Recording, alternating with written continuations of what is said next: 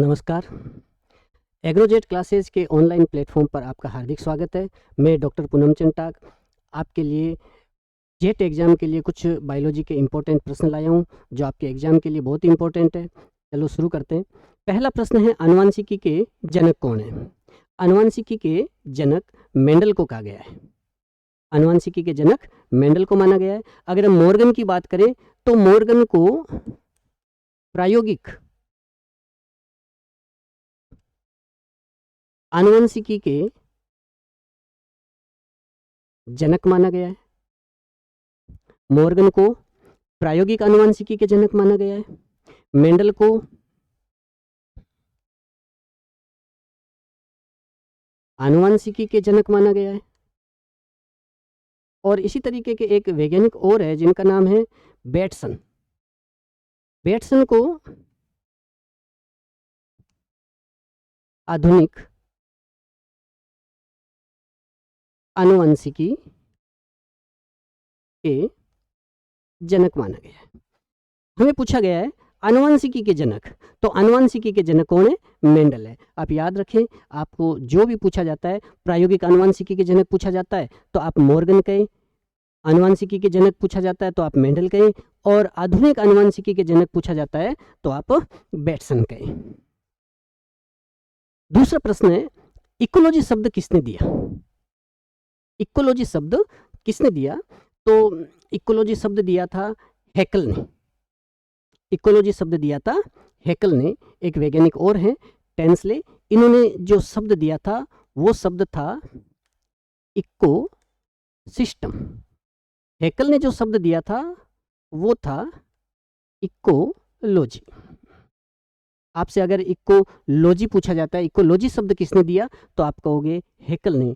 और आपसे पूछा जाता है इकोसिस्टम शब्द किसने दिया, तो हम कहेंगे इकोसिस्टम शब्द टेंसले ने दिया। मानव में गुणसूत्रों की संख्या, मानव में गुणसूत्रों की संख्या होती है टोटल 46 या 23 जोड़ी। 23 नहीं कहेंगे, 23 जोड़ी कह सकते हैं हम, 46 या 23 जोड़ी। अब इनमें 46 गुणसूत्रों में से 44 गुणसूत्र तो होते हैं कायिक गुणसूत्र, और 2 गुणसूत्र होते हैं जिनको हम कहते हैं लिंग गुणसूत्र। इनको हम कहते हैं ऑटोसोम्स, इनको हम कहते हैं एलोसोम्स। ऑटोसोम्स की संख्या कितनी है? ऑटोसोम्स की संख्या होती है 44, एलोसोम की संख्या होती है 2। अगर लिंग गुणसूत्रों की बात करें तो मनुष्य में, नर में जो लिंग गुणसूत्र वो होते हैं एक्स और वाई, और अगर महिला की बात करें तो इनमें होते हैं दोनों एक्स गुणसूत्र होते हैं। ये 44 गुणसूत्र पुरुष और महिला में एक समान होते हैं, एक जैसे होते हैं। अंतर होता है केवल लिंग गुणसूत्रों में, नर में एक्स वाई होता है और महिला में एक्स एक्स होता है। तो टोटल महिला और पुरुष में टोटल कितने गुणसूत्र सेम होते हैं? देखो, 44 प्लस एक्स एक्स ये महिला है, 44 प्लस एक्स वाई ये पुरुष है। अगर समान पूछे तो टोटल कितने गुणसूत्र समान है? 44 और 1 45। 45 गुणसूत्र पुरुष और महिला में समान होते हैं, केवल एक गुणसूत्र में अंतर होता है, वो होता है कि महिला में एक्स होता है और पुरुष में वाई होता है। अगला प्रश्न देखो, एबीओ रक्त समूह की खोज किसने की? एबीओ रक्त समूह की खोज लैंडस्टीनर ने की थी। एबीओ रक्त समूह की खोज लैंडस्टीनर ने की थी। एक प्रश्न और पूछा जाता है इसमें, वो पूछा जाता है रक्त परिसंचरण की खोज किसने की? तो इसका हम कहेंगे विलियम हार्वे। रक्त परिसंचरण की खोज की थी विलियम हार्वे, और रक्त समूह की खोज की थी लैंडस्टीनर ने। आलू का खाद्य भाग, आलू का जो खाने वाला भाग है वो है तना, कंद। आलू एक रूपांतरित तना है जिसे हम क्या कहते हैं? कंद कहते हैं। तने के और भी भूमिगत रूपांतरण है, हम यहाँ सबकी बात कर लेते हैं। देखो, आलू के जो तने का भूमिगत रूपांतरण है उसमें पहला है कंद, दूसरा है प्रकंद, तीसरा सल्ककंद और चौथा है घनकंद। ट्यूबर, राइजोम, बल्ब और कॉर्म। इसका एग्जाम्पल आलू, प्रकंद का एग्जाम्पल हल्दी और अदरक, सल्ककंद का एग्जाम्पल प्याज, लहसुन और घनकंद का उदाहरण है केसर, अरबी, जमीकंद।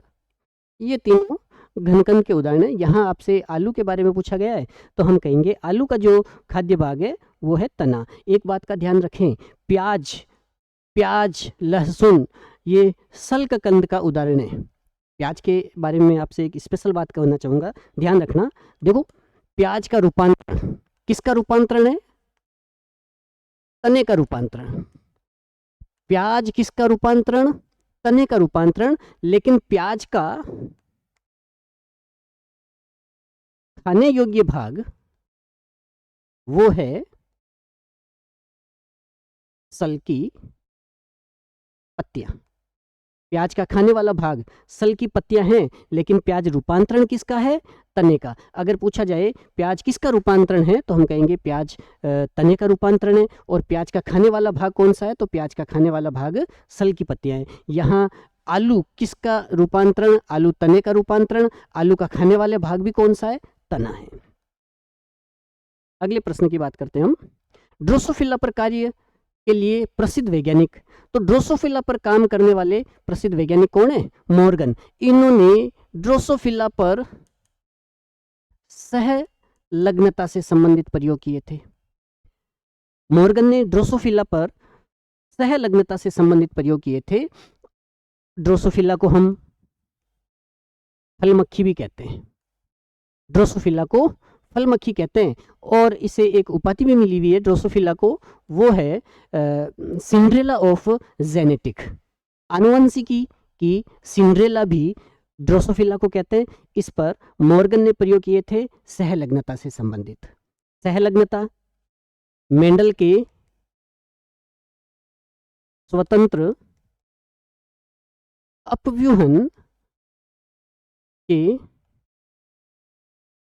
नियम का अपवाद है। सहलग्नता स्वतंत्र अपव्यूहन के नियम का अपवाद है। सहलग्नता का प्रयोग किस पर किया गया था? ड्रोसोफिला पर। किसने किया था? मॉर्गन ने किया था। अगला प्रश्न देखो, रेड डाटा बुक प्रकाशित करता है। रेड डाटा बुक कौन प्रकाशित करता है? आयुषियन। रेड डाटा बुक का प्रकाशन कौन करता है?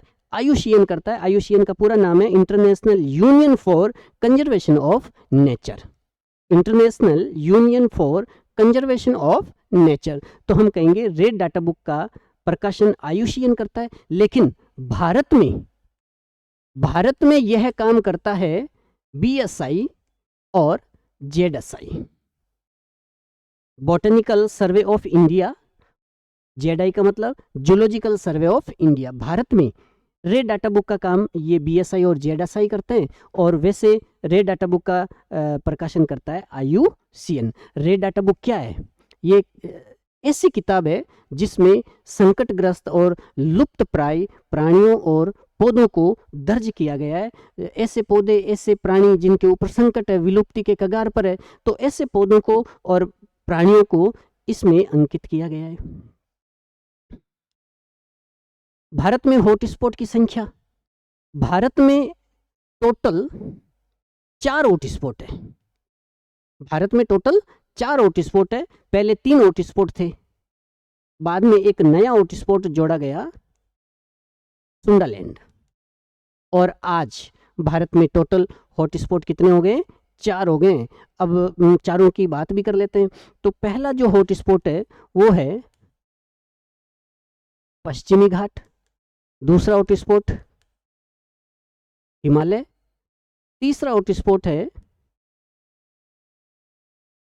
इंडो वर्मा, और चौथा हॉटस्पॉट है सुंडालैंड। सुंडालैंड का निकोबार द्वीप समूह भारत में आता है। सुंडालैंड का निकोबार द्वीप समूह भारत में आता है। ये 4 हॉटस्पॉट है। 4 हॉटस्पॉट है। हॉटस्पॉट क्या होते हैं? ऐसे स्थान जहां पर जैव विविधता अत्यधिक होती है उन्हें हम कहते हैं हॉटस्पॉट। और यहां पर जो जैव विविधता है वो एंडेमिक होती है, स्थानिक होती है। और कम से कम स्थानिक एंडेमिक की संख्या कितनी होनी चाहिए? 1500 होनी चाहिए, तब इसको हॉटस्पॉट घोषित किया जाता है। तो ऐसे स्थान जहां पर जैव विविधता बहुत ज़्यादा होती है और जैव विविधता एंडेमिक भी होती है तो उन्हें हम हॉटस्पॉट कहते हैं। और एंडेमिक कितने होने चाहिए? कम से कम 1500 हॉट एंडेमिक जातियां होनी चाहिए हॉटस्पॉट के अंदर। मूंगफली का टिक्का रोग किससे संबंधित है? मूंगफली का टिक्का रोग एक कवक के कारण होता है जिसको हम कहते हैं सार्कोस्पोरा। तो सार्कोस्पोरा से टिक्का रोग होता है। हम चारों कवकों की बात कर लेते हैं। फ्यूजेरियम से जो रोग होता है वो होता है म्लानी रोग। म्लानी रोग जिसको हम उकटा रोग भी कहते हैं। सार्कोस्पोरा से होता है टिक्का रोग। अस्टिलेगो से होता है कंड या कंडवा रोग, या हम इसको स्मट रोग भी कहते हैं। अस्टिलेगो से होता है। और एल्बुगो से होता है श्वेत किट रोग या वाइट रस्ट। एल्बुगो से श्वेत किट रोग सरसों में होता है। अस्टिलेगो से कंड रोग, कंडवा रोग गेहूं में होता है। सार्कोस्पोरा से टिक्का रोग होता है मूंगफली के अंदर। और फ्यूजेरियम से म्लानी रोग जीरे में भी होता है, अमरूद में भी होता है। जीवों का 5 जगत वर्गीकरण किसने दिया? जब वर्गीकरण की शुरुआत की गई थी तो कुछ वैज्ञानिकों ने अपने अपने तरह से वर्गीकरण प्रस्तुत किया था, जिसमें एक वर्गीकरण प्रचलन में आया था जगत प्रणाली। पहले वैज्ञानिक थे लीनियस। उस लीनियस ने 2 जगत प्रणाली दी थी। 2 जगत प्रणाली दी थी। उसके बाद में साइंटिस्ट आए थे अर्नेस्ट हैकल। अर्नेस्ट हैकल ने 3 जगत प्रणाली प्रस्तुत की और पूरे वर्गीकरण को 3 जगतों में बांटा था। कोपलैंड ने 4 जगत प्रणाली प्रस्तुत की और RH व्हीटेकर इन्होंने दी थी 5 जगत प्रणाली। और इन्होंने पूरे जीवों को 5 जगतों में बांटा था। 5 जगत कौन कौन से हैं? पहला जगत है मोनेरा, दूसरा जगत प्रोटिस्टा, तीसरा जगत कवक, चौथा जगत है प्लांटी और 5वां जगत एनिमेलिया। तो जीवों में 5 जगत प्रणाली किसने दी थी? 5 जगत प्रणाली RH व्हीटेकर ने दी थी। अगला प्रश्न, कोशिका सिद्धांत किसने दिया? कोशिका सिद्धांत स्लाइडन और स्वान ने दिया था। एक गुणसूत्र सिद्धांत भी पूछा जाता है। गुणसूत्र सिद्धांत सटन और बोवेजे ने दिया। मानव में लिंग निर्धारण की विधि, मानव में कौन सा लिंग निर्धारण होता है? XXXY विधि। मानव में लिंग निर्धारण XXXY विधि होता है। तो हम कह देंगे XXXY विधि मानव में होता है और XXXY विधि ड्रोसोफिला में भी होता है। ZZZW विधि पक्षी में होती है। ZZZW विधि पक्षी में होती है। और XXX0 विधि ये पाई जाती है कीटों में, निमेटोड में,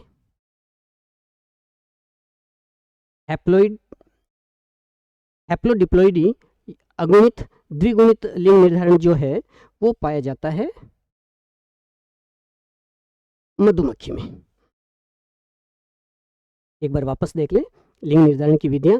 ये पूछा जाता है, ड्रोसोफिला पूछा जाता है, निमेटोड पूछा जाता है और पक्षी तो पूछा ही जाता है।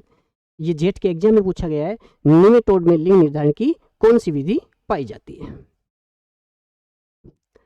ओजोन दिवस कब मनाया जाता है? ओजोन दिवस 16 सितंबर को मनाया जाता है। 16 सितंबर को है ओजोन दिवस। 5 जून को मनाया जाता है पर्यावरण दिवस। 22 अप्रैल को मनाया जाता है विश्व पृथ्वी दिवस। तो ओजोन दिवस कब मनाया जाता है? ओजोन दिवस मनाया जाता है 16 सितंबर को, और 5 जून को मनाया जाता है पर्यावरण दिवस। 22 अप्रैल को मनाया जाता है विश्व पृथ्वी दिवस। अगला प्रश्न देखो। अगला प्रश्न है, डॉप्सन इकाई किसके मापन में प्रयुक्त होती है? तो डॉप्सन इकाई ओजोन परत की मोटाई मापने में काम ली जाती है। डॉप्सन इकाई ओजोन की मोटाई मापने में काम ली जाती है। इसको शॉर्ट में डीयू भी कहते हैं, डॉप्सन यूनिट। मिलान कीजिए, एक तरफ प्रयोग है और एक तरफ उसके फेनोटाइप है, लक्षण प्ररूप है। एक संकर संकरण का लक्षण प्ररूप है 3:1। द्विसंकर संकरण का है 9:3:3:1। टेस्ट क्रॉस 1:2 और अपूर्ण प्रभाविता 1:2:1। A3 ये ऑप्शन हो जाएगा, डी ऑप्शन। एक बात का ध्यान रखें आप, अगर हम अपूर्ण प्रभाविता की बात करें और सह प्रभाविता की बात करें तो इसका फिनोटाइप और जीनोटाइप सेम होता है। फिनोटाइप और जीनोटाइप सेम होता है, 1:2:1। आपसे पूछा जा सकता है कि कौन से प्रयोग में फिनोटाइप और जीनोटाइप सेम होता है? हम कहेंगे अपूर्ण प्रभाविता और सह प्रभाविता, इन दोनों का फिनोटाइप और जीनोटाइप सेम होता है। एक बात और, अगर हम टेस्ट क्रॉस की बात करें, टेस्ट क्रॉस तो एक संकरण के लिए टेस्ट क्रॉस अनुपात होता है 1:1। द्विसंकर संकरण के लिए टेस्ट क्रॉस होता है 1:1:1:1। ये टेस्ट क्रॉस अनुपात है। एक संकर संकरण के लिए 1:1 होता है, द्विसंकर संकरण के लिए 1:1:1:1 होता है। अगला प्रश्न देखिए आप, स्वपरागण का लाभ। स्वपरागण शुद्ध वंशक्रम बनाए रखने के लिए जरूरी है, और अगर विविधताएं चाहिए तो इसके लिए होता है परपरागण। परपरागण से विविधताएं उत्पन्न होती है और शुद्ध वंशक्रम स्वपरागण से उत्पन्न होता है। तो स्वपरागण का लाभ शुद्ध वंशक्रम बनता है, परपरागण का लाभ है अधिक विविधताएं आती है। ये जैव विकास के लिए जरूरी है। भ्रूणपोष का सबसे सामान्य प्रकार, मोनोस्पोरिक प्रकार का जो भ्रूणपोष है ये सबसे सामान्य होता है। मोनोस्पोरिक का मतलब होता है भ्रूणकोष का विकास एक सक्रिय गुरु बीजाणु से होता है। इसका विकास, भ्रूणकोष का विकास एक सक्रिय गुरु बीजाणु से होता है। इसमें भ्रूणकोष का विकास 2 सक्रिय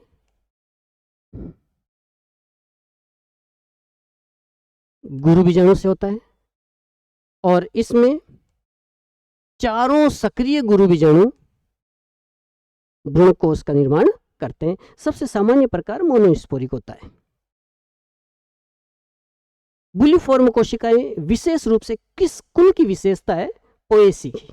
पोएसी को हम घास कुल भी कहते हैं, इसका एक नाम और है ग्रेमिनी। पोएसी घास कुल या ग्रेमिनी। इसमें बुलिफॉर्म कोशिकाएं होती है। ये विशेष प्रकार की कोशिकाएं हैं जो पत्तियों की ऊपरी अधिचर्म पर पाई जाती है, जो पत्तियों को क्या करती है, इस तरीके से कुंडलित बना देती है। शुद्ध जल का जल विभव कितना होता है? शुद्ध जल का जल विभव होता है 0, और इसी को हम कहते हैं सर्वाधिक।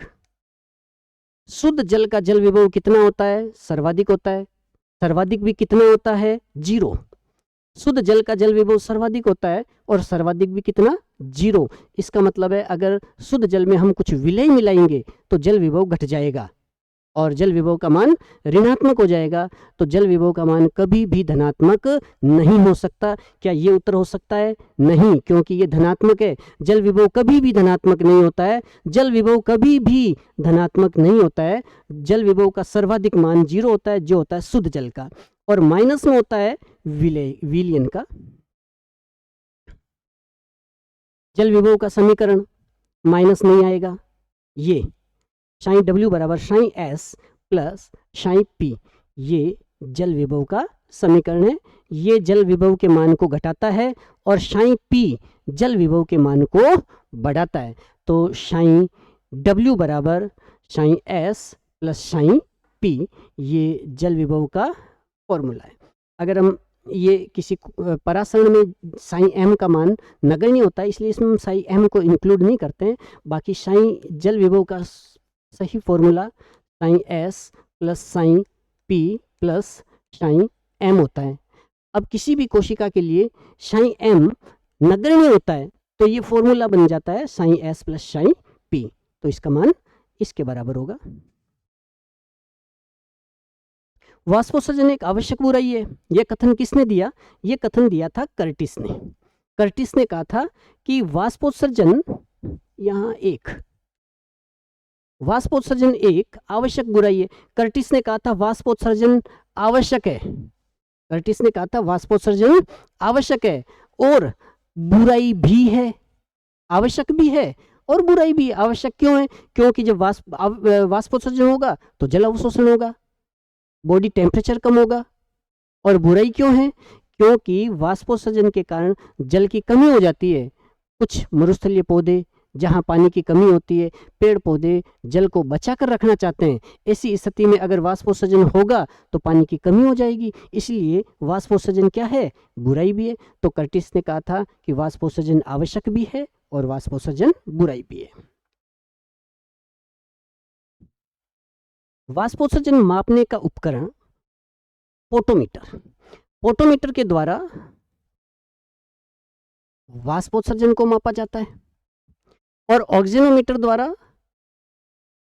पादप वृद्धि को मापा जाता है। तो वाष्पोत्सर्जन मापने का उपकरण पोटोमीटर है। भारत का पहला बायोस्फीयर रिजर्व कौन सा है? तो पहला बायोस्फीयर रिजर्व नीलगिरी है। पहला बायोस्फीयर रिजर्व क्या है? नीलगिरी। अगर आपसे पूछा जाए पहला राष्ट्रीय उद्यान कौन सा है, तो हम कहेंगे जिम कॉर्बेट। ये पहला, भारत का पहला राष्ट्रीय उद्यान है और भारत का पहला बायोस्फीयर रिजर्व ये है। बायोस्फीयर रिजर्व नीलगिरी है और पहला राष्ट्रीय उद्यान जिम कॉर्बेट है। और पहला टाइगर रिजर्व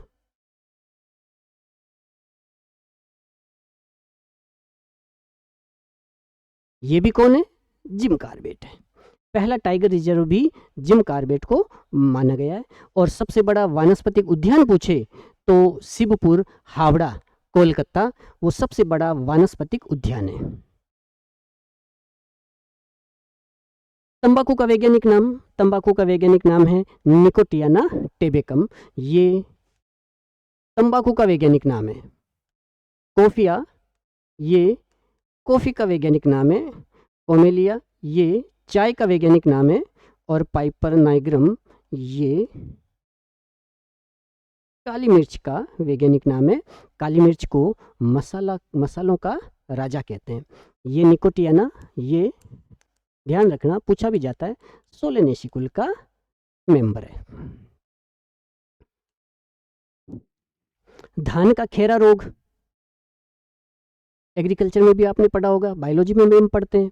धान का खेरा रोग होता है जेडन की कमी से। धान का खेरा रोग जेडन की कमी से होता है।